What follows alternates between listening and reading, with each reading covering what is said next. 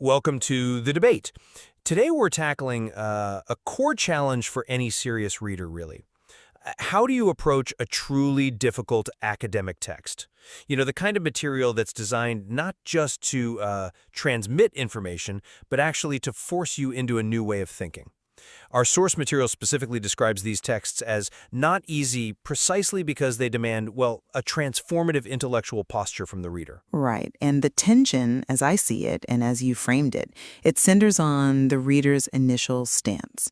Should a reader, especially one encountering complex material, maybe outside their specialized field, should they immediately assert intellectual parity and authority over the author? Or must they first engage in the necessary work of gathering external context, understanding the critical history of the text, before they can genuinely argue as an equal? Exactly. Which brings us to our central question. When engaging with these difficult scholarly texts, should the primary focus be on immediately assuming intellectual authority and equality with the author, or is that initial focused reliance on external expertise and contextual material actually a necessary prerequisite for genuine engagement? I'll be arguing for the former, that the primary imperative is for the reader to immediately assume authority and, crucially, resist the long-term danger of subordinating their judgment to experts or, indeed, the text itself. And I come at it from a slightly different angle.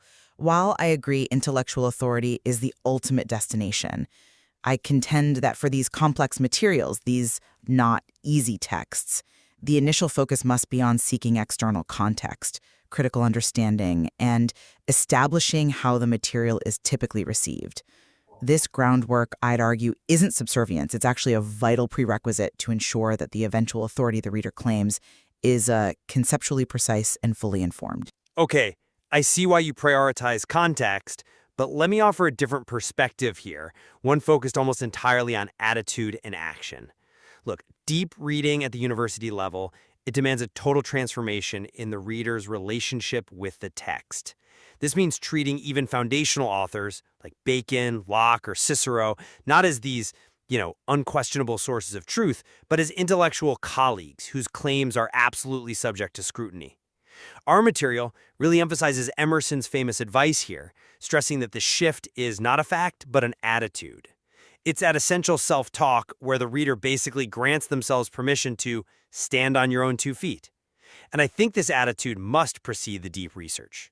Richards articulates this necessity perfectly.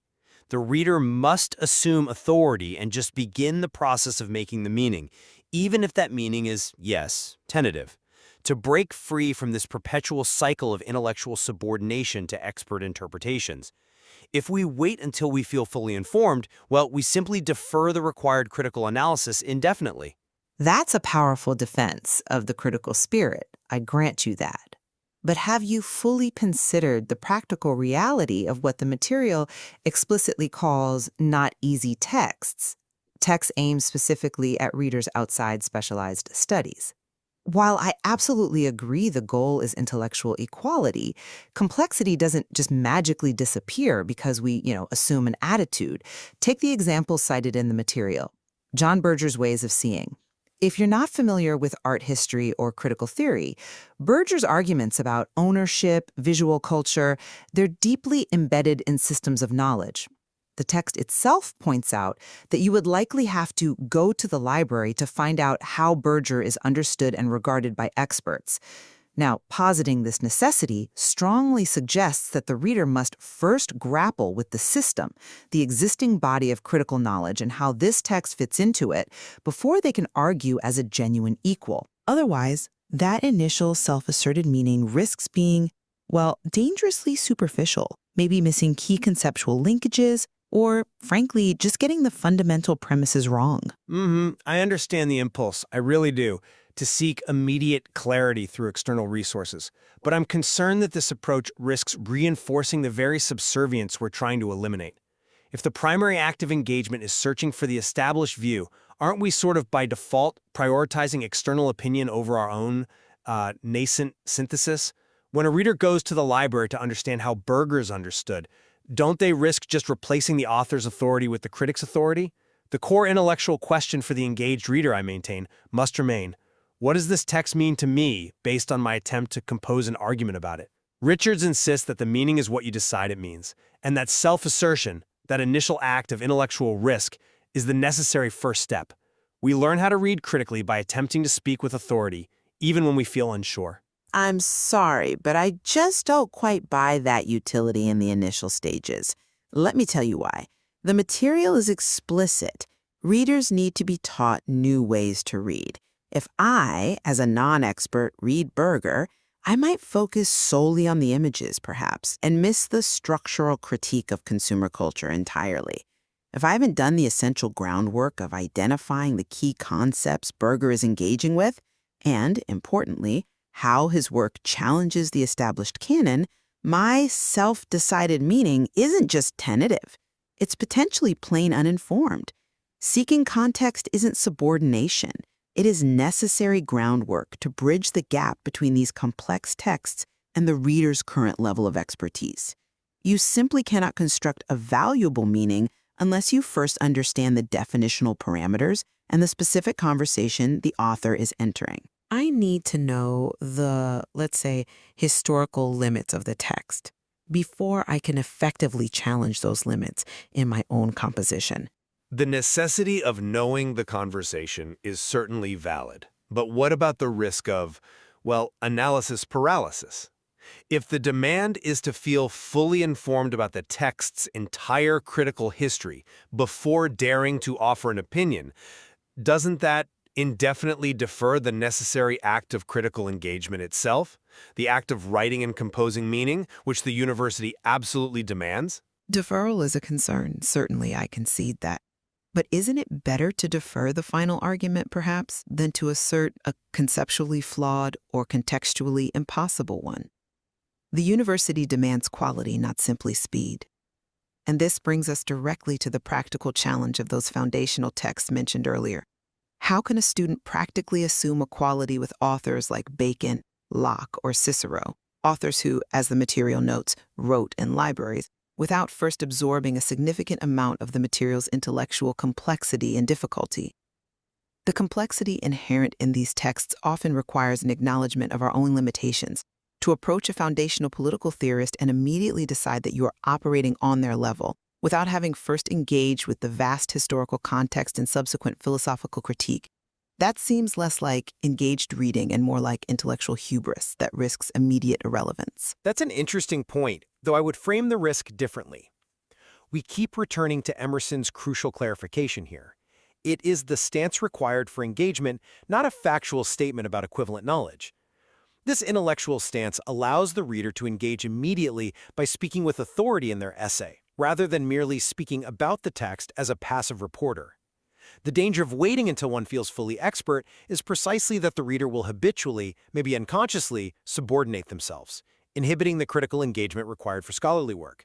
The attitude of equality is a methodological tool. It's a precondition for the critical essay. It is not a claim that the student somehow possesses the same knowledge base as Locke.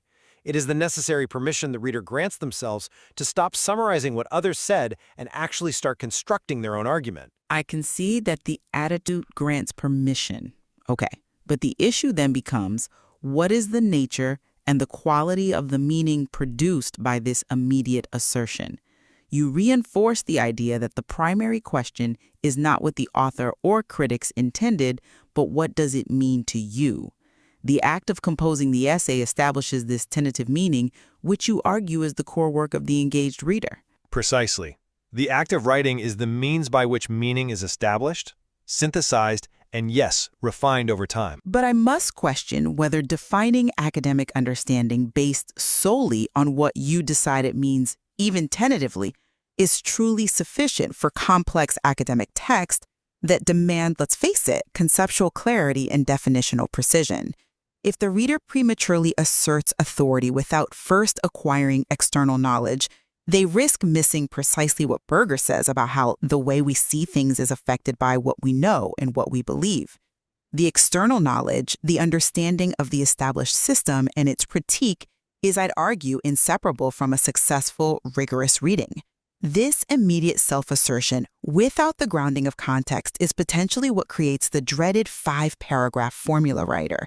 You know, the student who can execute structure perfectly but lacks the intellectual depth to challenge the text's core ideas or offer a truly substantive synthesis. The reader is just producing an answer, perhaps not genuinely engaging in the academic conversation. But the attitude enables the rigor in the first place, because it demands the reader take responsibility for their own interpretation. When Richard speaks of tentative meaning, he's acknowledging that this first attempt will necessarily be flawed. Of course it will. But that flawed attempt, articulated with self-granted authority, is exactly what reveals the specific knowledge gaps. It allows the subsequent research, the search for context, to be highly targeted and efficient. The reader then goes to the library not to submit to the expert consensus, but to find the specific tools they need to defend their own nascent claim. The sequence matters profoundly here. Authority first, then targeted context acquisition based on the needs of the argument, not generalized subservience from the outset. But how often does a non-expert reader truly know which gaps are critical to their argument and which are perhaps superficial? The necessary knowledge base for a text like Berger's Critique of the Visual Field isn't just a small set of terms, it's arguably an entire intellectual framework. If the attitude comes first, the reader might, write a 10-page essay only to find their core conceptual definition was fundamentally incorrect because they skipped that foundational contextual research. The context provides the structural integrity for the eventual authority. That confidence, I think, must be earned through the labor of understanding the system first. But the labor of understanding the system can so easily become an excuse for never speaking. The reader must speak with a certain finality in their own voice to make an argument, even if that voice is speaking tentatively at first. The danger of your approach, as I see it, is that it makes the sheer vastness of the system an overwhelming barrier, potentially reducing the reader to just a passive recipient of information rather than an active participant in scholarly debate. The rigor, I would say, is informed by humility first, by acknowledging the complexity and the limits of my current knowledge. And the authority is granted by the reader for the sake of the critical argument they must compose. And the context is required for that meaning to be conceptually sound and academically valuable. The reader absolutely must know what they are challenging. All right, so to summarize my position, intellectual independence and the immediate assumption of authority, that Emersonian attitude we discussed, are the foundational stance required for successful university-level reading. This attitude is, I think, the necessary psychological key that ensures the reader moves past mere summaries of expert opinion to genuine critical engagement and the composition of their own, critically formed, though necessarily tentative meaning.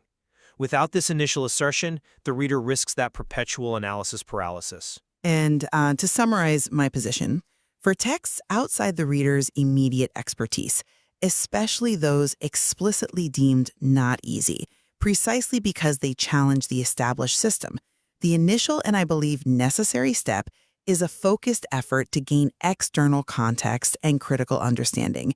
This ensures that the reader's eventual authority is built on an informed foundation, a knowledge of the established intellectual system and the critical history of the text.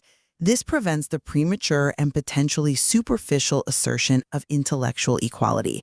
The ultimate goal is certainly authority, but the informed path, I contend, starts with context.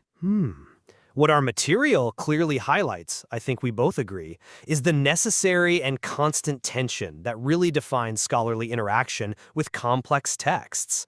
This ongoing negotiation between intellectual humility, acknowledging the text's difficulty and the authors who wrote in libraries, and the critical confidence, that perhaps aggressive attitude needed to challenge those texts. Leaving the optimal sequence of those efforts, whether that confidence should immediately assert itself or whether humility must first pave the way with context as the essential decision every academic reader must actively make when engaging with difficult material.